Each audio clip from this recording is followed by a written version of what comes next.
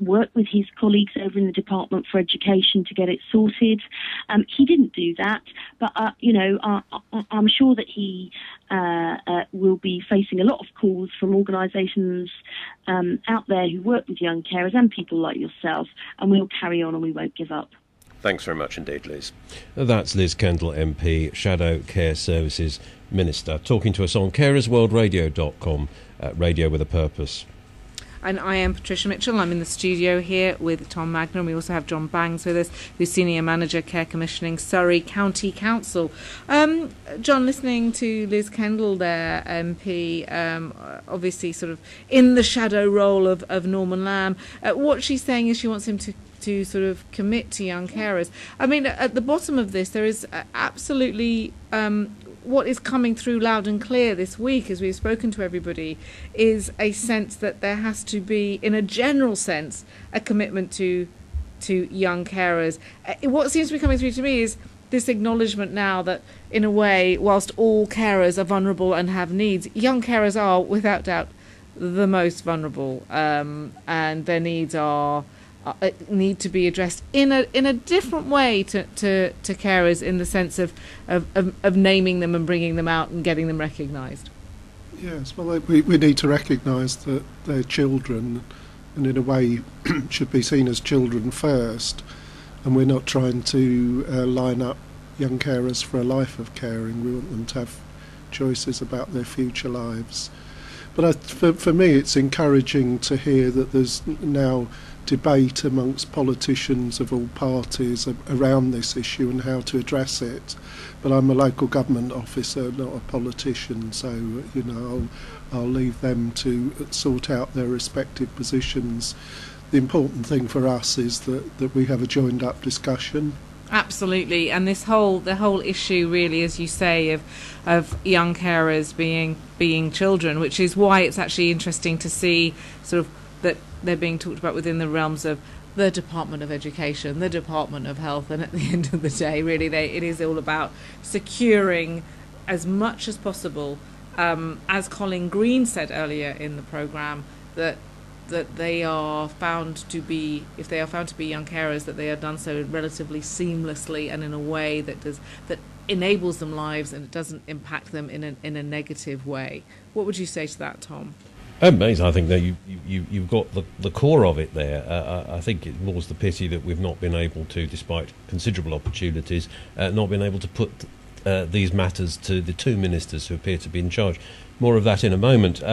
We stay, however, with the opposition, and this time talk to Shadow Minister for Children and Families, Sharon Hodgson MP. Welcome to the programme, Sharon. What's your view on the draft Care and Support Bill? Well, I think it doesn't go far enough. I mean, there's a huge omission in it, and that is around young carers.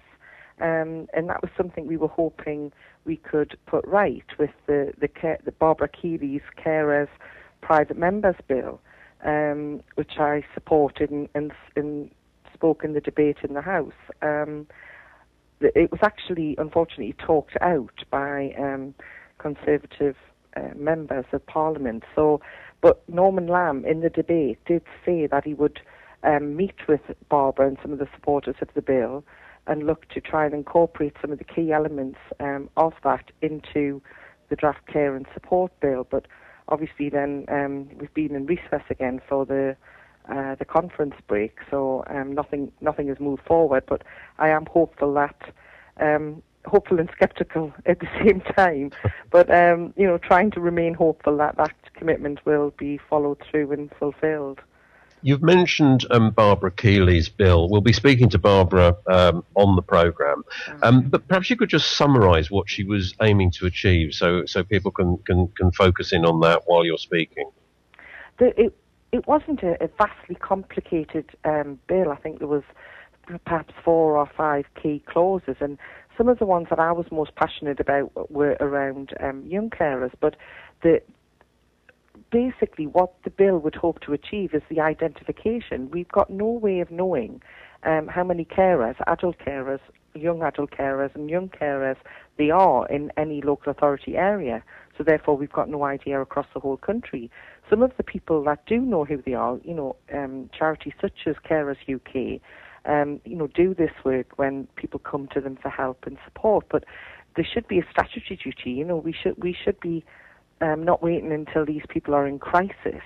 And then, having to try and help pick up the pieces and firefight. We should be supporting them in their caring role right from the start. So many people just, are struggling along. They become a carer. They don't see themselves often as carers because they're looking after their wife or their husband or elderly parents, and they just see it as part of their role as a daughter, a son, a wife, a husband. And so often, they are not getting the support that is there and they could get from day one. So what her bill hoped to achieve is that there would be a statutory duty on local authorities to seek out, to find where these carers are, who are carers, and make sure they're getting the right support. And part of that was young carers, and it went on to talk about, supporting them through their education, be that school, further education, and indeed higher education. The last thing we need are young people, missing their education and struggling, because they've got a caring role for a sibling, or, quite often it's a parent. And then they end up as adults themselves, not economically active because they missed a large part of their education. I mean, what we seem to have from our investigation, and various people that I've spoken to seem to confirm it every time I speak to someone, is that we seem to have a Department of Health with a care services minister who really concentrates on adult carers, leaving young carers to be picked up by the Department for Education. So in a sense, there's a real danger, it seems, that they're falling between two ministerial stools. How do you see the picture? Is that a fair representation? And if so, how do you go about trying to get two ministries to talk to each other? This is the huge problem, and I think it could be going to get worse since the last reshuffle. I've shadowed Sarah Tether, who was the Children and Families Minister for the last 2 years, and basically young carers was on her list of ministerial responsibilities, but I've never had the opportunity within Parliament to discuss young carers until Barbara Keeley's private members bill. And then, we've had the reshuffle. I've looked at the list of new ministerial responsibilities for the new education ministers, and young carers does not seem to be listed under any of the three that you would think it would come under. And as far as I'm aware, it hasn't been added onto one of the health ministers' list. That would be Norman Lamb. So it looks like it has totally fell through the gaps at the moment, which is, astonishing and, shameful. Do you think there's an answer, perhaps almost a ministry for children, rather following the Welsh example, where the Deputy Minister for Children and Social Services spans carers and actually actively goes out and seeks young carers' views?